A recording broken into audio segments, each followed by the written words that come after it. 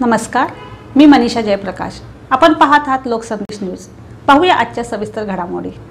छत्रपती शिवाजी महाराजांनी सर्व जाती धर्मातील 12 बलुतेदारांना एकत्र करून हिंदवी स्वराज्य स्थापन केले। त्याच पद्धतीने काँग्रेस, राष्ट्रवादी, शरद पवार गट, शिवसेना, उद्धव बाळासाहेब ठाकरे या धर्मनिरपेक्ष पक्षाकडे मराठा समाज, मुस्लिम समाज, दलित 12 बलुतेदार असताना विरोधी पक्षाला विरोधी पद मिळू नये असे घाणेरडे कृत्य, लोकशाहीला काळीमा फासणारे कृत्य फडणवीसने ईव्हीएमच्या माध्यमातून मतदान चोरून केले आहे। म्हणून मोदी है तो मुमकिन है हे नसून त्याऐवजी ईव्हीएम है तो मुमकिन है, तसेच एक है तो सेफ है याऐवजी ईव्हीएम है तो सेफ है हे स्लोगन महाराष्ट्रात आणि देशात पुढील काळात प्रसिद्ध होईल। त्यामुळे महाराष्ट्रातील जनतेचे फडणवीसने आभार मानण्याऐवजी ईव्हीएमचे आभार मानावे, कारण राज्यात आलेले युती सरकार हे ईव्हीएममधील डाटा चोरून आलेले सरकार हे दरोडेखोरी, अनैतिक, असंविधानिक, लाचारी, अविचारी, असंभव, षडयंत्र, बनावटगिरी, भामटेगिरी, देशद्रोही, लबाडी, दुर्दैवी आणि मतदारांची गद्दारी करून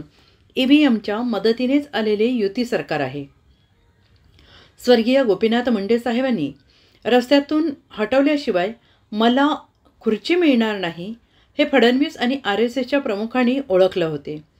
स्वर्गीय मुंडे साहेबांना ज्या पद्धतीने संपवले त्याच पद्धतीने स्वर्गीय विनायक मेटेंना सुद्धा संपवलं, कारण उपमुख्यमंत्री माननीय एकनाथराव शिंदे साहेब यांनाच फडणवीसांच्या मनाप्रमाणे मराठा नेतृत्व त्यांच्याकडे देण्यासाठी स्वर्गीय विनायक मेटेंना फडणवीसांनी संपवले।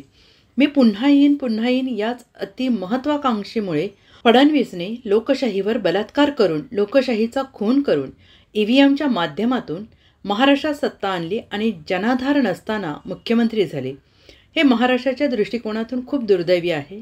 त्यामुळे राज्यातील जनतेनं या देशद्रोही फडणवीस ईव्हीएम सरकारचा निषेध व्यक्त करावा।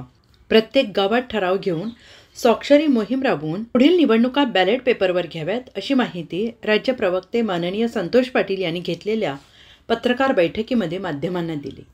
ज्या पद्धतीने महाराष्ट्रामध्ये या देशामध्ये हिंदवी स्वराज्य स्थापन करताना छत्रपती शिवाजी महाराजांनी 12 बलुतेदार सर्व जाती धर्मातील लोकांना मावळ्यांना एकत्र करून ज्या पद्धतीने हिंदवी स्वराज्य स्थापन केले, त्याच पद्धतीने काँग्रेस पक्ष, राष्ट्रवादी, शरद पवार साहेब गट, उभाटा, शिवसेना या तिन्ही पक्षातील 12 बलुतेदार असणारे सर्व जाती धर्मातील असणारे लोक, विशेष करून मराठा समाज, मुस्लिम समाज, बहुजन समाज, दलित समाज या समाजाचे सर्व मतदार हे महाविकास आघाडीच्या बाजूने असताना सुद्धा त्या ठिकाणी महाविकास आघाडीचा पराभव होतो, हे लाजिरवाणे आहे।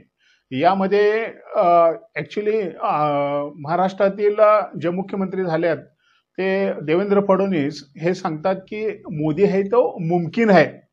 माझं असं सांगणं त्यांना आहे की ईव्हीएम है तो मुमकिन है, आणि अजूनही सांगतात फडणवीस की एक है तो सेफ है, किंवा पंतप्रधानही सांगतात की एक है तो सेफ है।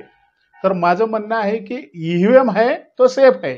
या महाराष्ट्रातील या फडणवीसने किंवा भाजपच्या नेत्यांनी या महाराष्ट्रातील जनतेचे आभार मानले आहेत, कारण त्यांना निवडून दिलं। तर माझं असं म्हणणं आहे की या महाराष्ट्रातील मतदारांचं आभार न मानता ईव्हीएमचा आभार माना, कारण तुम्हाला त्या ठिकाणी ईव्हीएम मधून मतदान होऊन त्या ठिकाणी निवडून दिलंय। ज्या पद्धतीने एखादं अनैतिक संबंधातून जन्माला आलेलं बाळ असतंय त्याचा तिरस्कार केला जातो आणि भविष्य काळामध्ये त्या मुलांना धोका होण्याची शक्यता असते किंवा त्याला समाज स्वीकारत नाही, त्याच पद्धतीने तुम्ही अनैतिक संबंधातून जन्माला आलेला हा मुख्यमंत्री म्हणजे देवेंद्र फडणवीस या जनतेवर अत्याचार करून आलेला किंवा ह्या मतदारांचा अत्याचार करून आलेला जो मुख्यमंत्री आहे तो मुख्यमंत्री म्हणजे देवेंद्र फडणवीस। म्हणजे तुम्ही ह्या लोकशाहीचा बलात्कार, या लोकशाहीवर बलात्कार करून निवडून आलेला तुम्ही मुख्यमंत्री हा या महायुतीचा। त्यामुळे मी आणि हे जनता या महाराष्ट्रातील कायमचा निषेध व्यक्त करेल। या माध्यमाद्वारे ह्या महाराष्ट्रातील जनतेला माझं सांगणं आहे की हे या देवेंद्र फडणवीस किंवा उपमुख्यमंत्री यांचा कायम आपण निषेध करावाचा, कारण हे बॅलेट पेपरवर निवडून येता गडबड करून ईव्हीएम मधून आलेले सरकार आहे। म्हणजे अनैतिक, अत्याचार, भ्रष्टाचारी, अहंकारी, देशद्रोही अशा पद्धतीने आलेलं लबाड सरकार आहे। त्यामुळे कायम ह्या जनतेने निषेध व्यक्त करावा।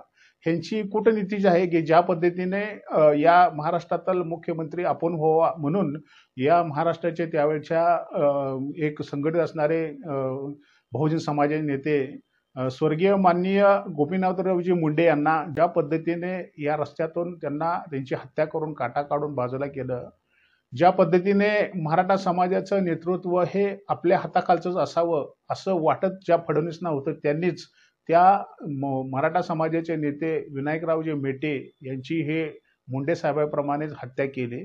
कारण त्यांना एक मराठा नेतृत्व आपल्या हाताखालचंच म्हणजे माननीय एकनाथराव शिंदे साहेबांकडे हे मराठा नेतृत्व देण्यासाठी विनायक मेटे साहेबांची हत्या केली. असेच हे नीच प्रवृत्तीचे असणार हे भारतीय जनता पार्टी किंवा फडणवीसचे नेते आहेत. या महाराष्ट्रातील जनतेने कायम त्यांचा निषेध व्यक्त करावा आणि भविष्य काळातील निवडणुका ह्या बॅलेट पेपरवर घेण्यासाठी त्या ठिकाणी गावागावातून ठराव करून घ्या आणि ह्या बॅलेट पेपरचा ठराव घेऊन येणाऱ्या निवडणुका ह्या बॅलेट पेपरवरच व्हायला पाहिजेत आणि ईव्हीएम जायला पाहिजे. कारण जोपर्यंत ईव्हीएम जात नाही तोपर्यंत ह्या देशात किंवा ह्या राज्यात सत्ता इतर कुठल्याही विरोधी पक्षाची येणार नाही. हे ठाम भूमिका आहे. म्हणून भविष्य काळामध्ये गावागावात ठराव घेऊन ईव्हीएम हटावं आणि बॅलेट पेपरवर घ्यावं अशी या ठिकाणी मी विनंती करतो. धन्यवाद.